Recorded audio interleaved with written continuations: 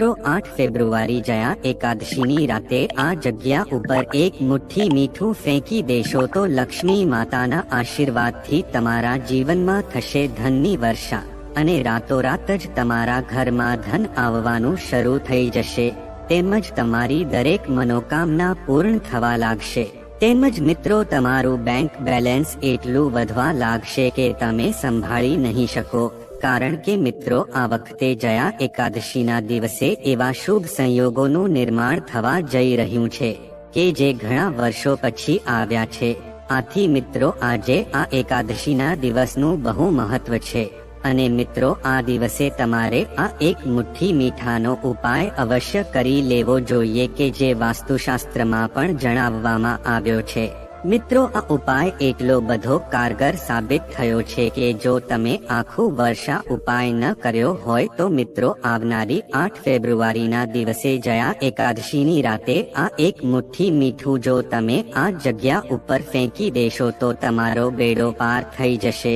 તેમજ આ ઉપાય કરવા માત્રથી જ મિત્રો તમારા ઘરમાં આખું વર્ષ ધન ધાન્યની કમી નહીં થઈ શકે તો મિત્રો વિડીયોમાં આગળ વધતા પહેલા જો તમે ઈચ્છતા હોવ કે લક્ષ્મી માની કૃપા તમારી ઉપર સદા બની રહે તો આ વિડીયોને લાઈક કરી અને કમેન્ટમાં જય માં લક્ષ્મી જરૂર લખી દેજો તો મિત્રો આપણા હિન્દુ ધર્મ શાસ્ત્રમાં એકાદશીના દિવસનું બહુ વિશેષ મહત્વ રહેલું હોય છે મિત્રો વર્ષમાં ઘણી બધી એકાદશી આવે છે પણ આ જયા એકાદશી છે એ સૌથી વિશેષ રીતે મનાવવામાં આવે છે અને તમે આ દિવસે અમુક એવા ખાસ ઉપાય કરી લો છો તો મિત્રો તમારી સમસ્ત મનોકામના છે પૂર્ણ થઈ શકે છે જો તમારું વર્ષો જૂનું કોઈ એવું કાર્ય છે કે જે પૂરું જ ન થતું હોય તો મિત્રો તમારે આવનારી જયા એકાદશીના દિવસે આ એક મુઠ્ઠી મીઠું આ જગ્યા ઉપર અવશ્ય ફેંકી દેવું જોઈએ કે જેનાથી તમે એવો ચમત્કાર જોશો કે તમારા જીવનમાં એવું તમે ક્યારેય જોયું પણ નહીં હોય તો મિત્રો આપણે આ ઉપાય વિશે આગળ વધીએ એના પહેલા આપણે આ એકાદશીનું મહત્વ જાણવું બહુ જરૂરી માનવામાં આવે છે તો મિત્રો મહા મહિનાની શુક્લ પક્ષની એકાદશીને જયા એકાદશી તરીકે ઓળખવામાં આવે છે મિત્રો આપણા સનાતન ધર્મમાં એકાદશીનું બહુ વિશેષ મહત્વ રહેલું હોય છે આથી મિત્રો એવું માનવામાં આવે છે કે આ જયા એકાદશીના દિવસે જે કોઈ પણ ભક્ત ભગવાન વિષ્ણુની પૂજા અર્ચના પૂરા વિધિ વિધાનથી કરશે તો ભગવાન શ્રી હરિ વિષ્ણુ તે ભક્તની સમસ્ત મનોકામના છે પૂર્ણ કરશે મિત્રો એવું માનવામાં આવે છે કે આ જયા એકાદશીના વ્રતને રાખવાથી તમને માત્ર ભૌતિક સુખ જ નહીં પણ મિત્રો તમને આત્મિક શાંતિ અને માનસિક શુદ્ધતા પણ મળી શકે છે તેમજ મિત્રો એકાદશીના વ્રતથી સાધકને તેના જીવનના બધા જ દુઃખો અને સંકટોથી તેને મુક્તિ મળી શકે છે તેની સાથે જ મિત્રો આજના દિવસે તમે આજે આ એકાદશીનું વ્રત રહો છો તો તમને બધા જ જાણ્યા અજાણ્યાથી થયેલા પાપમાંથી તમને મુક્તિ મળી શકે છે તેની સાથે જ મિત્રો આજે જયા એકાદશીના દિવસે લક્ષ્મી માતાની પૂજા અર્ચનાનું પણ વિશેષ મહત્વ રહ્યું છે મિત્રો જયા એકાદશીનું વ્રત કરવાથી વ્યક્તિના બધા જ સંકેતો દૂર થાય છે અને તેને મોક્ષની પ્રાપ્તિ થઈ શકે છે મિત્રો હિન્દુ ધર્મમાં એકાદશીની તિથિ જે હોય છે એનું બહુ વિશેષ મહત્વ દર્શાવવામાં આવે છે તો મિત્રો આ શુભ અવસર ઉપર લક્ષ્મી નારાયણ ભગવાનની પૂજા અર્ચનાનું બહુ વિશેષ મહત્વ છે તેની સાથે જ આ એકાદશીનું વ્રત પણ રાખવામાં આવે છે મિત્રો ધાર્મિક માન્યતા અનુસાર એકાદશીનું વ્રત રાખવાથી માનસિક ફળની પ્રાપ્તિ થઈ શકે છે અને તમારા જીવનમાં બધા જ સુખોનું આગમન થઈ શકે છે અને સાથે જ મિત્રો જો તમે આજે આ એકાદશીની રાતે આ એક મુઠ્ઠી મીઠું તમે આ જગ્યા ઉપર ફેંકી દેશો તો મિત્રો તમારો બેડો પાર થઈ જશે મિત્રો આ એકાદશીનું વ્રત છે એ મહિલા અને પુરુષ બંને રાખી શકે છે મિત્રો આ જયા એકાદશીને વિજય એકાદશી પણ કહેવામાં આવે છે મિત્રો આ એકાદશી દર વર્ષે મહા મહિનાની શુક્લ પક્ષની એકાદશી તિથિ ઉપર આ એકાદશી આવે છે કે જેને આપણે જયા એકાદશી તરીકે ઓળખીએ છીએ મિત્રો સનાતન ધર્મમાં આ જયા એકાદશીનું બહુ ખાસ મહત્વ હોય છે આથી મિત્રો આ વર્ષેમાં એકાદશીનું વ્રત 8 ફેબ્રુઆરીના રોજ રાખવામાં આવશે. તો મિત્રો આવો હવે આપણે જયા એકાદશીનું વ્રત તેમજ તેનું મહત્વ અને શુભ મુહૂર્ત વિશે વાત કરીએ. મિત્રો વૈદિક પંચાંગ અનુસાર મહા મહિનાની શુક્લ પક્ષની એકાદશી તિથિની શરૂઆત છે એ 7 ફેબ્રુઆરીના દિવસે રાતે 9 વાગ્યાથી શરૂ થઈને 8 ફેબ્રુઆરીના દિવસે રાતે 8 વાગ્યે સમાપ્ત થશે. તો મિત્રો ઉદયાતિથિ અનુસાર 8 ફેબ્રુઆરીના દિવસે જયા એકાદશી મનાવવામાં આવશે. તેમજ મિત્રો આ એકાદશીના પારણા વિશે વાત કરીએ તો મિત્રો આ એકાદશીનું વ્રત રાખવા વાળા જાતકને 9 ફેબ્રુઆરીના દિવસે સવારે 7 વાગ્યાથી લઈને 9 વાગ્યા સુધીમાં તમે આ વ્રતના પારણા કરી શકો છો. મિત્રો ધાર્મિક માન્યતા અનુસાર આ જ્યાં એકાદશીનું વ્રત જે કોઈ પણ વ્યક્તિ રાખે છે તો એને સારા આરોગ્યની પ્રાપ્તિ થઈ શકે છે અને મિત્રો તેના જીવનના બધા જ પાપ અને કષ્ટોથી તેને મુક્તિ મળી શકે છે. મિત્રો એવું પણ કહેવામાં આવે છે કે જયા એકાદશીનું વ્રત રાખવાથી ભગવાન વિષ્ણુની કૃપાથી મૃત્યુ પછી ભૂત પિશાચ યોનિમાં જવાનો વારો નથી આવતો. મિત્રો આ વ્રત રાખવાથી પુણ્યની પ્રાપ્તિ થઈ શકે છે. મિત્રો આ વિડીયોમાં આગળ વધતા અને એક મુઠ્ઠી મીઠાનો ઉપાય જાણતા પહેલા જો તમે આ વિડીયો હજી સુધી લાઈક ન કર્યો હોય તો તમે આ વિડીયોને એક લાઈક જરૂર કરી દેજો કે જેથી કરીને આવા જ વાસ્તુને લગતા મહત્વના વિડીયો તમને દરરોજ મળતા રહે. તો મિત્રો આવો હવે આપણે આ એક મુઠ્ઠી મીઠાનો ઉપાય તમારે કઈ રીતે કરવાનો છે એના વિશે જાણીએ. તો જો મિત્રો તમે આવનારી જ્યાં એકાદશીની રાતે એક મુઠ્ઠી મીઠું ચૂપચાપ આ જગ્યા ઉપર મૂકી દેશો તો મિત્રો તમારા ઘરમાં રાતોરાત જ ધન આવવાનું શરૂ થઈ જશે.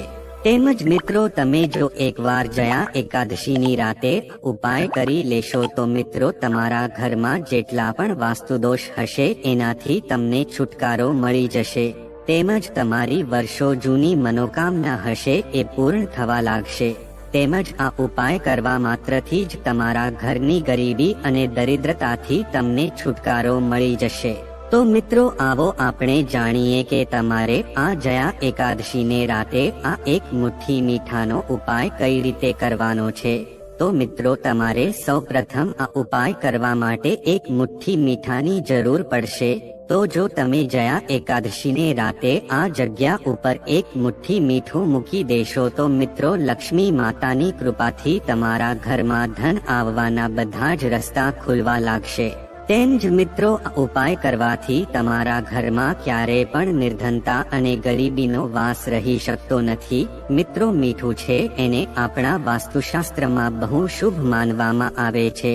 આથી તમે મીઠાને લગતા જે કોઈ પણ ઉપાય એકાદશી જેવા શુભ દિવસ ઉપર કરો છો તો મિત્રો રાતોરાત જ વ્યક્તિના જીવનમાં ગરીબી અને દરિદ્રતા છે એ દૂર થઈ શકે છે અને લક્ષ્મી માતાની કૃપા એની ઉપર એવી રીતે વરસે છે કે તે ઘરમાં ક્યારેય પણ ગરીબી અને દરિદ્રતા આવી શકતી નથી.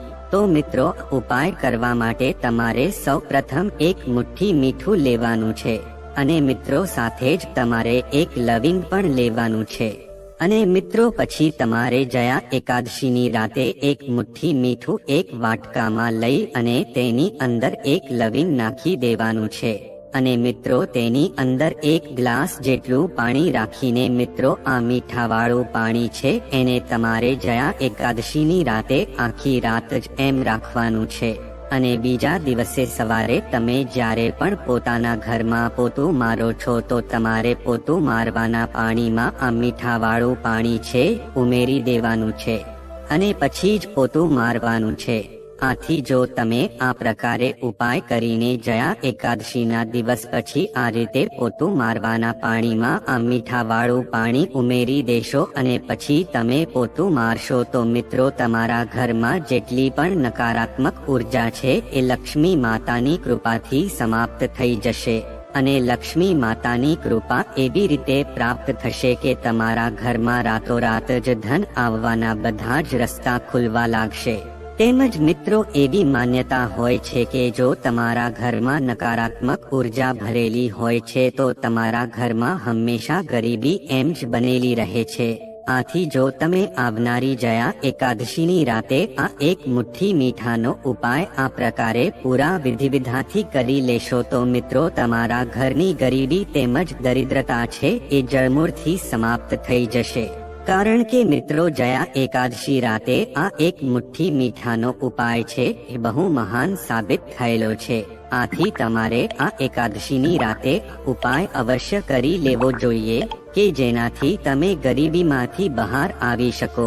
તેની સાથે જ જો તમારા ઘરમાં કોઈ દોષ જેવા કે વાસ્તુદોષ, શનિદોષ અથવા બંધનદોષ હશે તો એનાથી પણ તમે મુક્તિ મેળવી શકશો.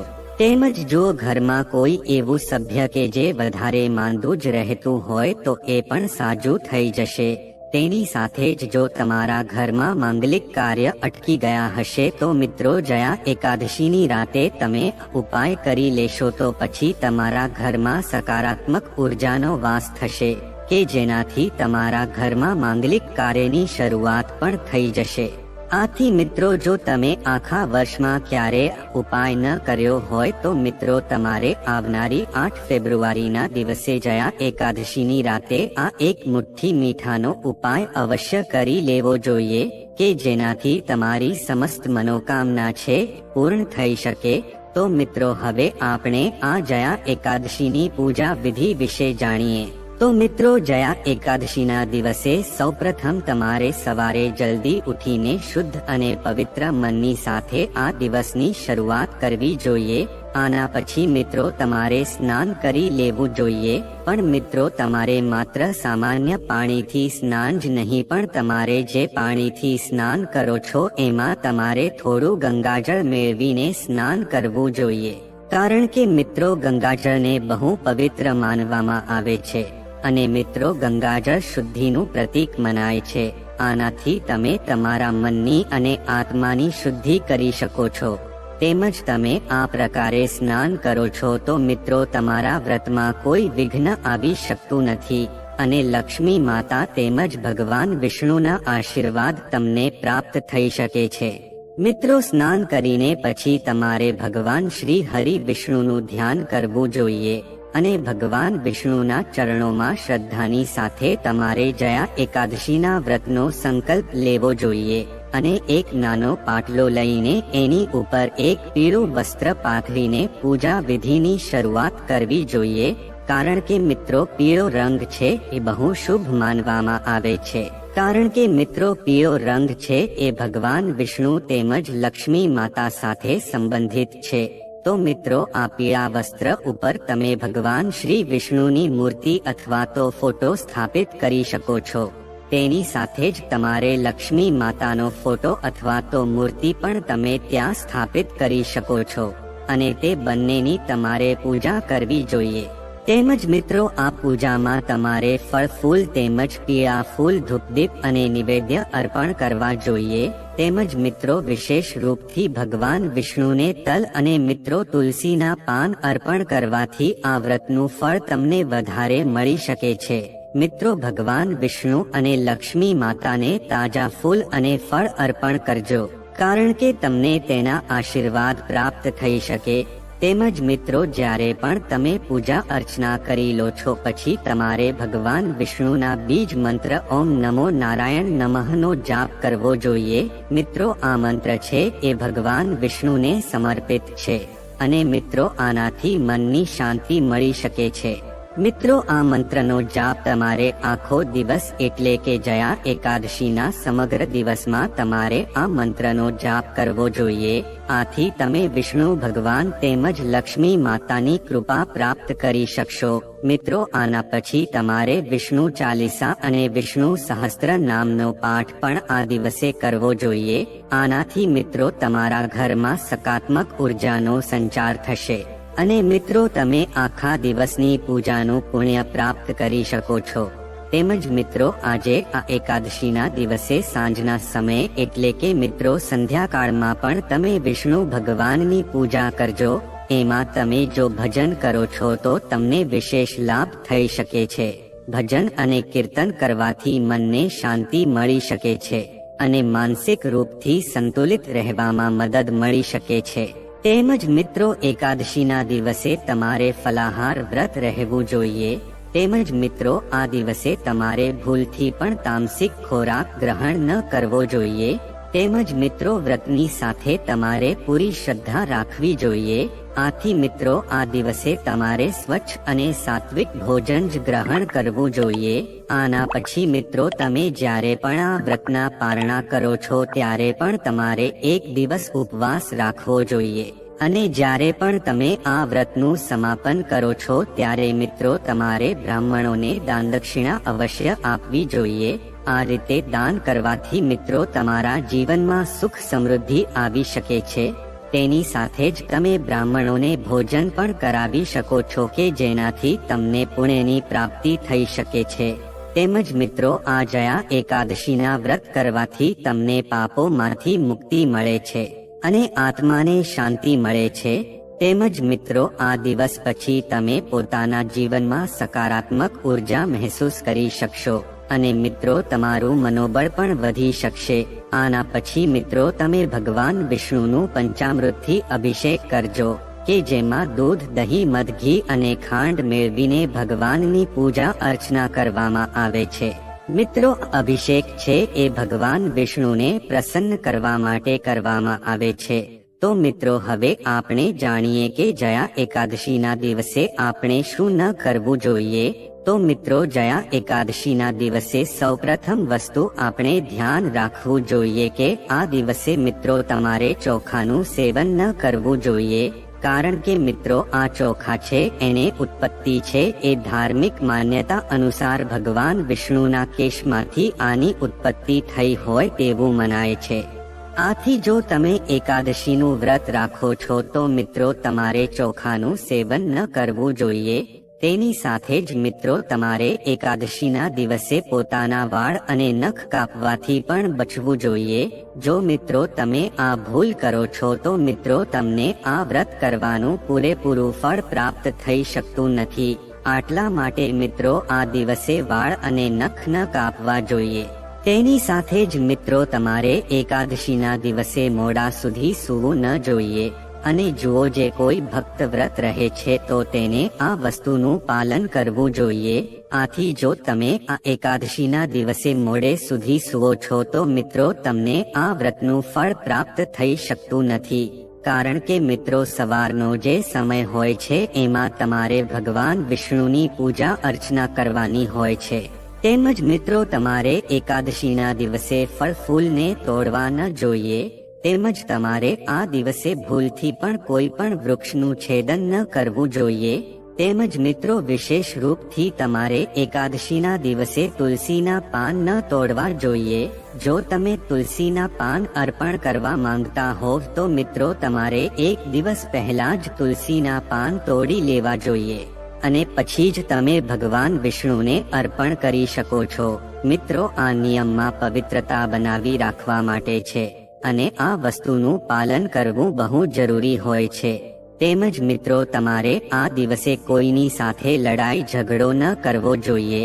કારણ કે મિત્રો આ જયા એકાદશીનો દિવસ છે બહુ પવિત્ર માનવામાં આવે છે અને જો તમે લડાઈ ઝઘડો કરો છો તો મિત્રો આ વસ્તુ એકાદશીના ઉદ્દેશની વિરુદ્ધ મનાય છે.